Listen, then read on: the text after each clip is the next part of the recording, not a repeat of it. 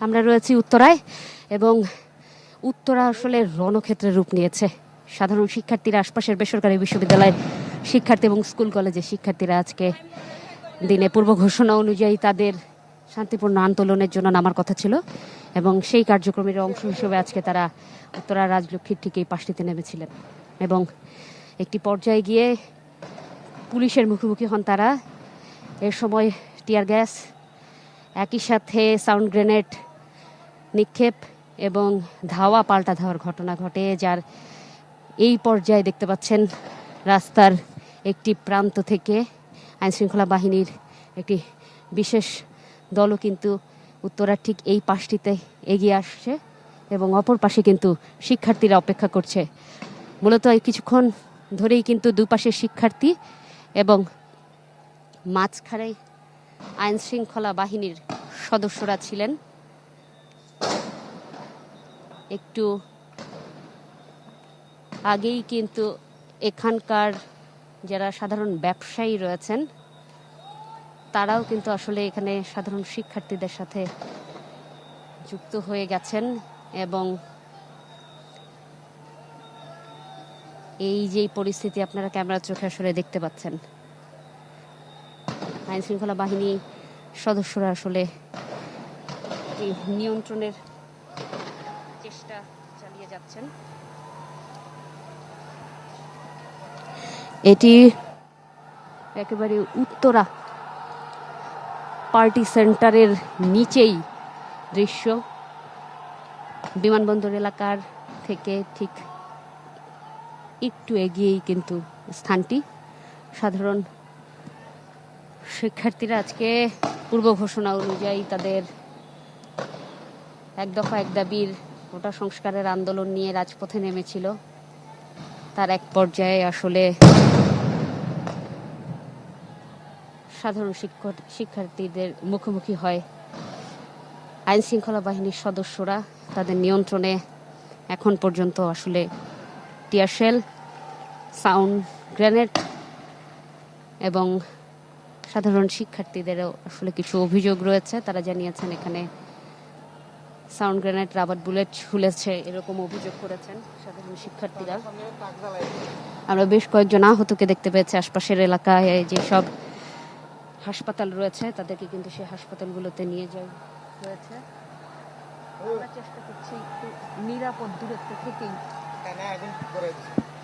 তথ্যটি উপস্থাপনের এবং ঠিক এই মুহূর্তে আমরা যেই চিত্রটি আসলে দেখতে পাচ্ছি সেটি হচ্ছে এখানে যেই থানাটি রয়েছে প্রধান সড়কের সাথে, সেটি কিন্তু সম্ভবত যতটুকু দূর থেকে বোঝা যাচ্ছে অগ্নিকাণ্ডের ঘটনা সেখানে ঘটেছে। যতটুকু আমরা দেখতে পাচ্ছি এখান থেকে আমরা চেষ্টা করব সেই চিত্রটি তুলে ধরার। পুলিশ আসলে টিয়ারশেল ছুড়ে, সাউন্ড গ্রেনেড ছুড়ে পরিস্থিতি নিয়ন্ত্রণের চেষ্টা চালিয়ে যাচ্ছে।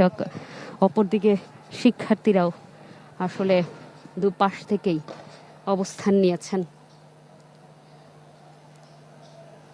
দর্শক, আমরা রয়েছি উত্তরা রাজলক্ষ্মী কৌশল সেন্টারের ঠিক সামনেই, যেখানে আইনশৃঙ্খলা বাহিনীর মুখোমুখি সাধারণ শিক্ষার্থীরা কোটা সংস্কারের জন্য আসলে গেল কয়েকদিন ধরেই আন্দোলন করে আসছিল সাধারণ শিক্ষার্থীরা। তারই অংশ হিসেবে আজকে কমপ্লিট শাটডাউনে আন্দোলনে রাজপথে নামে তারা।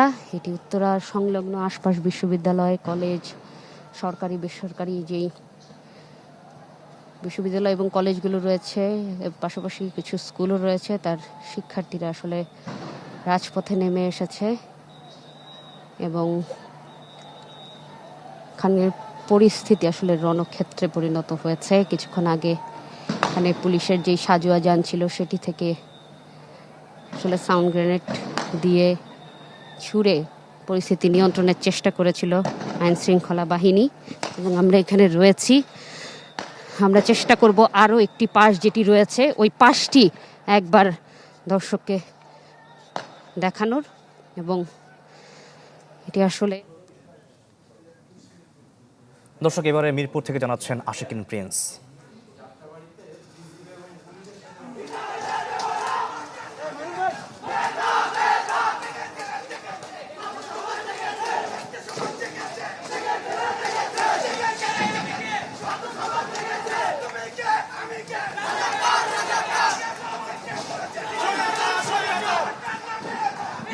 বেশ কয়েক ঘন্টা ধরে মূলত এই যে সংঘর্ষ ধাওয়া পাল্টা ধাওয়া সেই ঘটনা ঘটছে।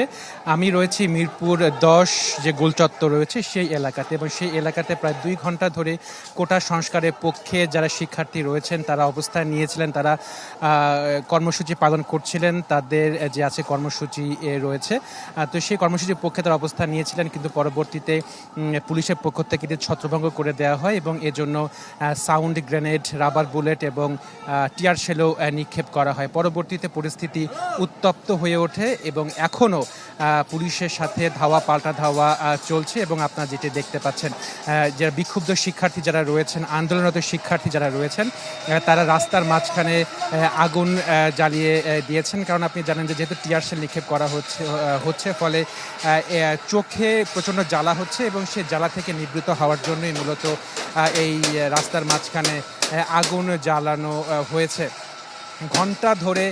কয়েক ঘন্টা ধরে মূলত এই ধাওয়া পাল্টা ধাওয়া, ইট পাটকেল নিক্ষেপ চলছে। পুলিশের পক্ষ থেকেও পরিস্থিতি নিয়ন্ত্রণে আনার চেষ্টা করা হচ্ছে, তবে পরিস্থিতি মিরপুর 10 এলাকার পরিস্থিতি এখন পর্যন্ত নিয়ন্ত্রণে আসেনি। ক্ষণে ক্ষণেই ধাওয়া পাল্টা ধাওয়া, ইট পাটকেল নিক্ষেপ চলছে। এইসব যারা শিক্ষার্থী যারা রয়েছেন তারা বলছেন যে তারা কোটা সংস্কার চান। নগদের কাছে সব গ্রাহকই প্রিয়, তাই তো সারা দেশে ক্যাশ আউট চার্জ সবচেয়ে কম।